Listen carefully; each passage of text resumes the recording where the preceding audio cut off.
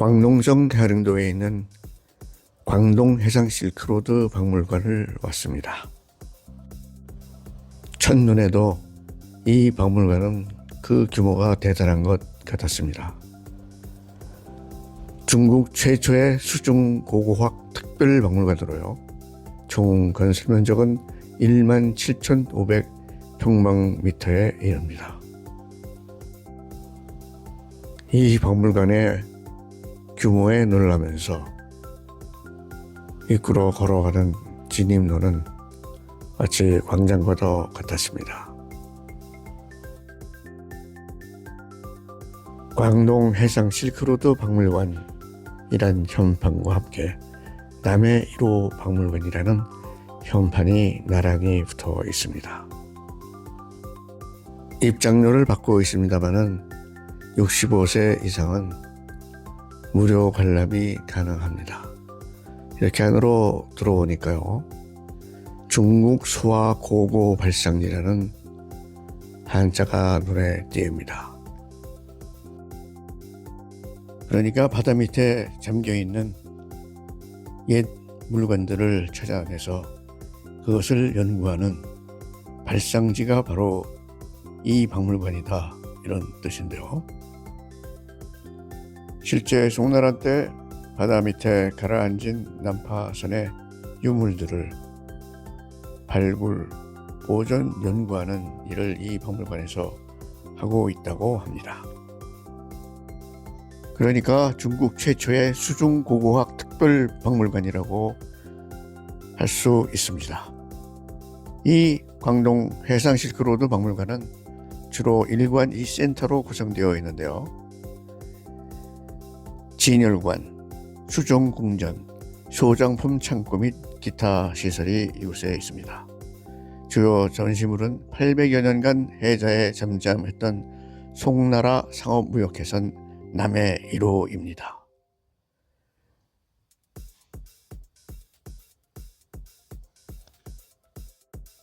전시된 유물들을 보면 남해 1호라는 무역선이 얼마나 그 규모가 대단했고, 그리고 침몰해서 여러 가지 비밀을 간직한 채 묻혀 있었다는 것을 잘 알게 합니다. 늘 여행을 하면서 느끼는 것이지만요, 이런 박물관에 오면은 시간적 여유를 갖고 천천히 감상을 해야 하는데요. 단체 여행을 하게 되니까 주어진 시간 안에 다 둘러보고 나가야 돼서 많은 아쉬움을 갖게 됩니다. 전시된 유물들은 아주 그 보관 상태가 좋은 것 같습니다. 그리고 지금 이 벽면에 이 남해 1호라는 무역선이 기항에서 또 출발해서 또 여러 민족들과 상담을 하는 그런 과정이 아주 상세하게 그려져 있습니다. 우리나라도 신안 앞바다에 난파선이 침몰해서 그 유물들을 건져 올린 예가 있는데요. 그 유물들을 전시하고 있어서 중앙박물관에서 본 적이 있습니다. 그래서 우리들은 이 남해 1호를 보물선이라고 해야 할 것 같습니다. 이렇게 주막한산식으로 유물과 유래를 구경하면서 지나왔는데요. 이제 전시관을 달리해서 또 다른 것을 보러 가기 전에 잠시 이 남해 1호 박물관이 자리 잡은 곳이 남해가 있는 바닷가인데요. 아주 풍광이 뛰어나서 그것을 잠시 들어가서 보고, 그리고 다음에 전시관을 들리게 됩니다.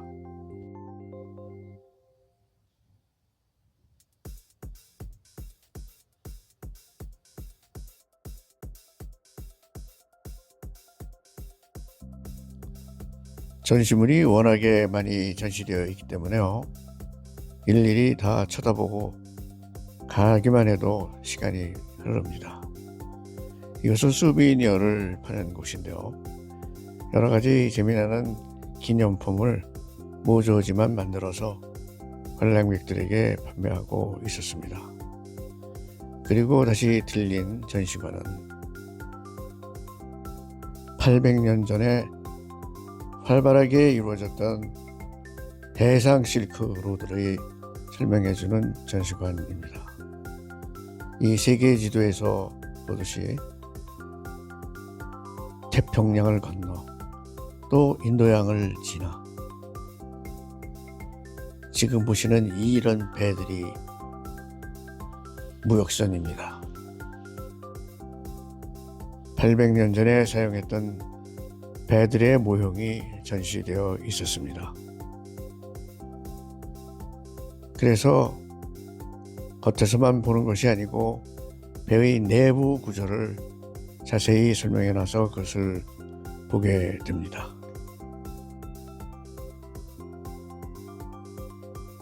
바람의 힘으로 가는 범선입니다. 주로 중국의 남해 쪽은요, 우리가 인도양이라고 불리는 그곳과 인접해 있기 때문에요.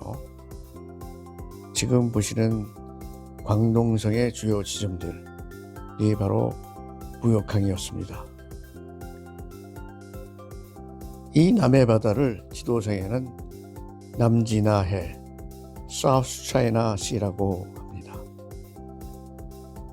그러니까 이 남해이로가 침몰한 이 지점은요, 양강이라는 곳의 앞바다입니다.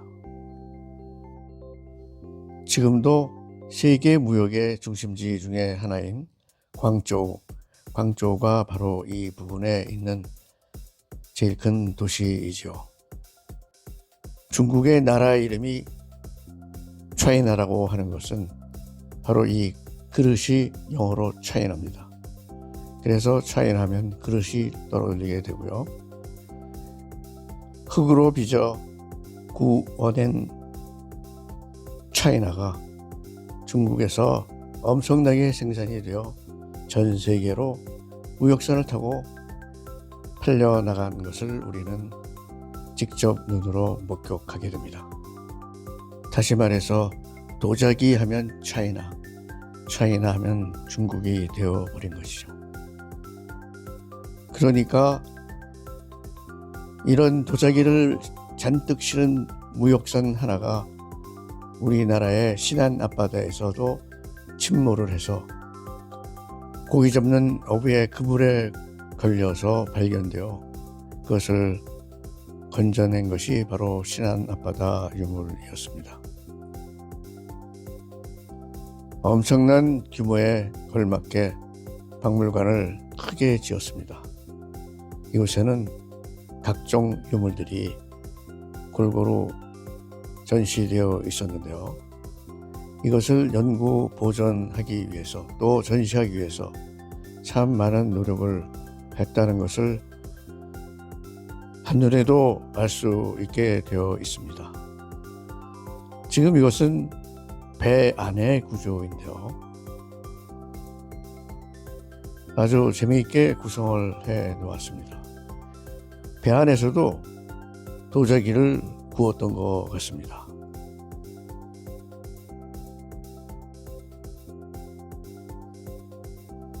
선원들이 먹고 자고 했던 이 배 안의 구조,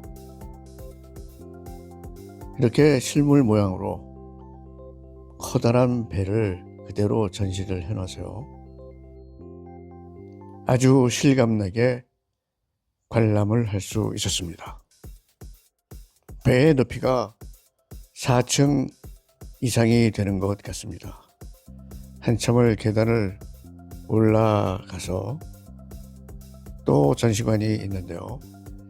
이곳에서는 정말 진귀한 보석들이 이 보물선에서 발견이 된 것입니다.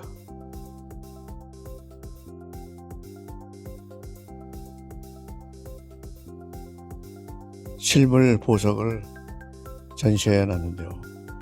정말 지금 봐도 값이 비싼 보석, 장신구 이런 것들입니다. 전시된 유물들을 관람을 잘하고 저희는 아래층으로 다시 내려갑니다.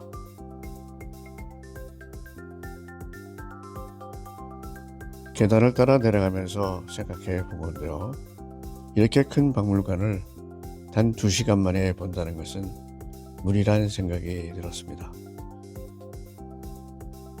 하지만 단체로 움직이기 때문에 저희는 이제 관람을 끝내고 밖으로 나가야 할 시간이 되었습니다.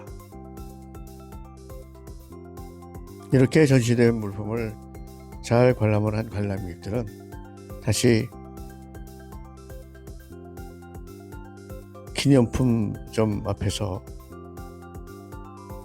기념품 모형을 삽니다. 그렇게 비싸지 않게 해놨습니다. 전시 물품 도록도 있고요. 이런 것들을 사서 시간이 없어 보지 못한 것들을 되새김한다고는 할까요? 저희도 기념 메달을 사진을 넣어서 하나 장만했습니다. 중국 사람들이 남해라 부르는 이 바다, 이 바다는 바로 중국의 번영을 약속해준 해상 실크 로드입니다.